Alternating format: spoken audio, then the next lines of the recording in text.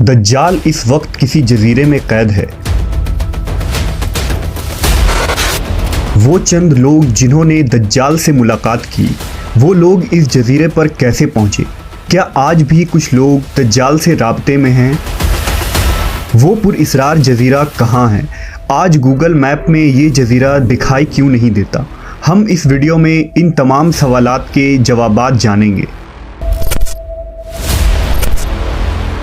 दज्जाल वो फितना है जिसके मुताल्लिक हज़रत आदम अलैहिस्सलाम से हज़रत मोहम्मद सल्लल्लाहु अलैहि वसल्लम तक तमाम पैगंबरों ने अपने अपने उम्मतों को आगाह किया।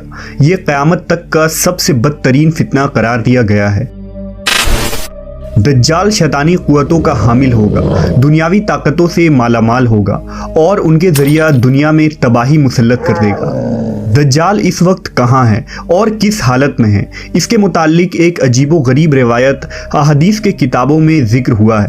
लिहाजा हज़रत फ़ातिमा बिनते कैस से रिवायत है कि एक दफ़ा रसूलुल्लाह सल्लल्लाहु अलैहि वसल्लम नमाज के बाद मिंबर पर तशरीफ़ लाए और फरमाया कि तमीमदारी पहले नसरानी आदमी थे, वो आए और मुसलमान हो गए और मुझसे एक किस्सा बयान किया है जिससे तुमको मेरे उस बयान की तस्दीक हो जाएगी जो मैंने कभी दज्जाल के मुताल्लिक तुम्हारे सामने जिक्र किया था।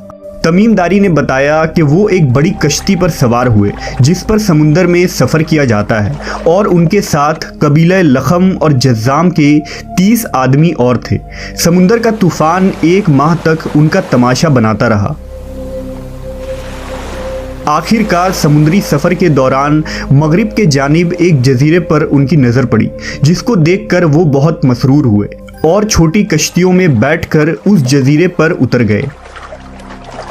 जब वो उस जजीरे पर गए तो उन्हें जानवर की शक्ल का एक चीज़ नज़र आया जिसके सारे जिस्म पर बाल ही बाल थे। लोगों ने उससे कहा, कमबख्त तू क्या बला है? वो बोला, मैं दज्जाल का जस्सासा यानी जासूस हूँ। उस गिरजे में चलो, वहाँ एक शख्स है जिसको तुम्हारा बड़ा इंतज़ार है। हम लपक कर उस गिरजे में पहुंचे तो हमने एक बड़ा कवि हैकल शख्स देखा कि उससे कबल हमने वैसा कोई शख्स नहीं देखा था। उसके हाथ गर्दन से मिलाकर और उसके पैर घुटनों से लेकर टखनों तक लोहे की जंजीरों से निहायत ही मजबूती से जकड़े हुए थे। हमने उससे कहा, तेरा नास हो, तू कौन है? वो बोला, तुमको मेरा पता लग ही गया, अब तुम बताओ तुम कौन लोग हो? उन्होंने कहा, हम अरब के बाशिंदे हैं, हम एक बड़ी कश्ती में सफ़र कर रहे थे। समुंदर में तूफान आया और 1 माह तक रहा। इसके बाद हम इस जजीरे में आ गए। उसने कहा, मुझे ये बता कि बैसान के खजूरों में फल आता है या नहीं?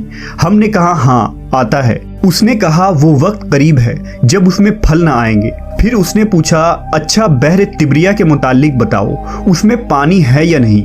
हमने कहा, बहुत है। उसने कहा, वो ज़माना करीब है जबकि उसमें पानी ना रहेगा। फिर उसने पूछा, ज़गर के चश्मे के मुताल्लिक बताओ, उसमें पानी है या नहीं? और क्या उस बस्ती वाले उसके पानी से खेतों को सैराब करते हैं? हमने कहा, उसमें बहुत पानी है और लोग उसके पानी से खेतों को सैराब करते हैं। फिर उसने कहा, अच्छा नबी उम्मी का कुछ हाल सुना? हमने कहा, वो मक्का से हिजरत करके मदीना तशरीफ़ ले गए हैं। उसने पूछा, क्या अरब के लोगों ने उसके साथ जंग की है? हमने कहा, हाँ। उसने पूछा, अच्छा फिर क्या नतीजा रहा? हमने बताया कि वो अपने गिरदो नवाह पर गालिब आ चुके हैं और लोग उनकी इताअत कबूल कर चुके हैं। उसने कहा, सुन लो कि अरबों के हक़ में यही बेहतर था कि वो उनकी इताअत कर लें। और अब मैं तुमको अपने मुताल्लिक बताता हूँ। मैं मसीह दज्जाल हूँ और वो वक्त करीब है जबकि मुझको यहाँ से बाहर निकलने की इजाज़त मिल जाएगी। मैं बाहर निकलकर तमाम ज़मीन पर घूमूंगा। 40 दिन के अंदर अंदर कोई बस्ती ऐसी न रहेगी जिसमें मैं दाखिल ना होऊंगा, सिवाय मक्का और मदीना के। उन दोनों मकामात में मेरा दाखिला ममनू है।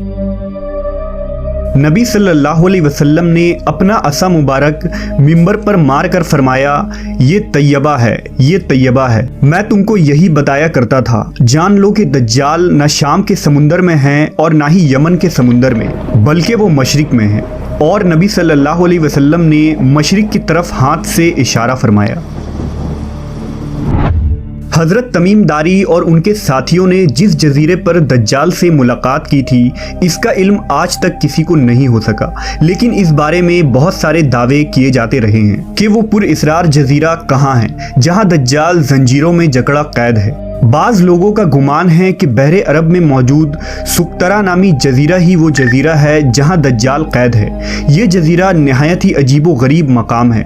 جزیرہ سقطرہ ملک یمن کا حصہ ہے اور ساحل سے 400 کلومیٹر کے فاصلے پر موجود ہے۔ اس جزیرے پر موجود چرند و پرند اور بہت سارے درخت باقی دنیا سے بہت مختلف ہیں۔ ڈریگن بلڈ ٹری نامی عجیب و غریب درخت بھی اسی جزیرے میں اگتا ہے، جس کے تنے سے سرخ رنگ کا عرق نکلتا ہے اور ایسا لگتا ہے جیسے اس درخت سے خون بہہ رہا ہو۔ اس کے علاوہ بھی اس جزیرے میں حیران کر دینے والے 700 اقسام کے درخت اور مخلوقات پائے جاتے ہیں۔ اس جزیرے پر ایک پہاڑ بھی موجود ہے جہاں ایک مشہور غار الحوق ہے جو 3 کلومیٹر طویل ہے۔ اتنا بڑا غار پورے مشرق وسطیٰ میں کہیں موجود نہیں ہے۔ جیسا کہ حدیث میں ذکر ہے کہ دجال کا ظہور مشرق سے ہوگا اور ایسی جگہ پر ہوگا جہاں سے وہ مشرق وسطیٰ کو متاثر کر سکے گا، لہذا ان تمام نشانیوں کی وجہ سے لوگ اس جزیرے کو دجال کا جزیرہ قرار دیتے ہیں۔ جبکہ کچھ لوگ بحر اوقیانوس یعنی اٹلانٹک اوشن میں موجود برمودا ٹرائنگل کو ہی دجال کا جزیرہ قرار دیتے ہیں۔ یہ وہ علاقہ ہے جہاں کمپس کام کرنا بند کر دیتے ہیں، وہاں جانے والے جہاز اور کشتیاں بھی واپس نہیں آتے اور یہاں بہت سارے حادثات رونما ہو چکے ہیں۔ برمودا ٹرائنگل میں پیرا نارمل یعنی جنوں اور بھوتوں سے متعلق واقعات پیش آتے رہتے ہیں۔ اس علاقے میں اکثر سمندری طوفان آتے ہیں اور اونچی اونچی سمندری لہریں چلتی ہیں۔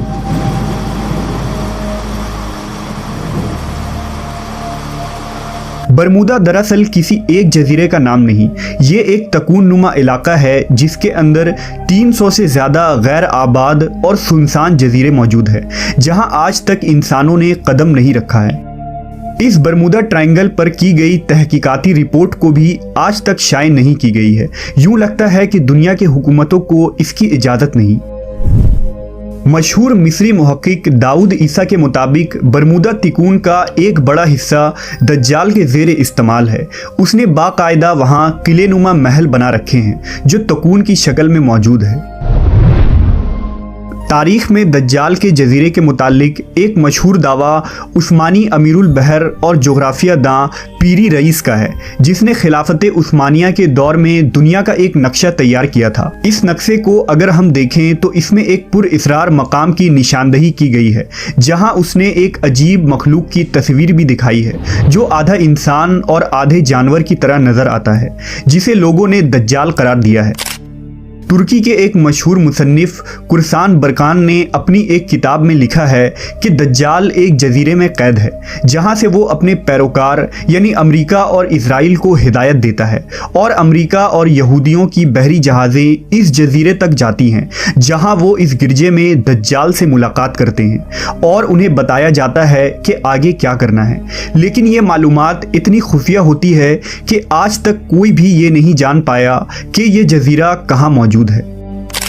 برکان نے لکھا کہ وہ جزیرہ برمودا تکون میں ہی ہے کیونکہ برمودا ٹرائنگل میں ایک ایسا جزیرہ موجود ہے جہاں ایک بڑا گرجا پایا جاتا ہے اور جہاں کسی کو بھی جانے کی اجازت نہیں ہے، اور اگر کوئی وہاں داخل ہونا چاہے تو وہ وہاں سے واپس نہیں آ سکتا۔ یہ جزیرہ کوئی عام جزیرہ نہیں، یہی وجہ ہے کہ گوگل میپ میں اس جزیرے کی لوکیشن نہیں ملتی ہے۔ نیز کئی لوگوں نے یہ دیکھنے کا دعویٰ بھی کیا ہے کہ اس جزیرے میں امریکی بحری بیڑے داخل ہوتے ہیں۔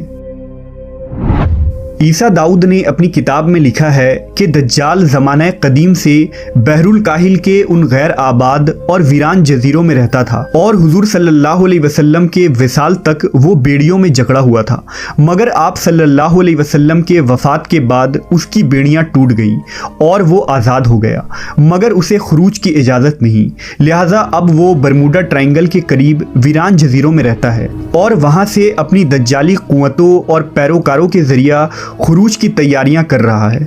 ये जजीरा बुनियादी तौर पर दज्जाल का हेड क्वार्टर है, जहां से वो तमाम तदाबीर करता है और शर फैलाता है। अब उन जजीरों में दज्जाल का जजीरा कौन सा है, इसका सही इल्म सिर्फ अल्लाह तबारक व ताला को ही है, और अपने मुकर्ररा वक्त पर अल्लाह के हुक्म से दज्जाल उन जजीरों से निकलकर इंसानी आबादी की तरफ आ जाएगा, जो हमारे लिए एक आजमाइश और फितना साबित होगी, जिस फितने से बचने के लिए नबी आखिरुज़्ज़मा हज़रत मोहम्मद सल्लल्लाहु अलैहि वसल्लम ने हमें राह दिखाया है।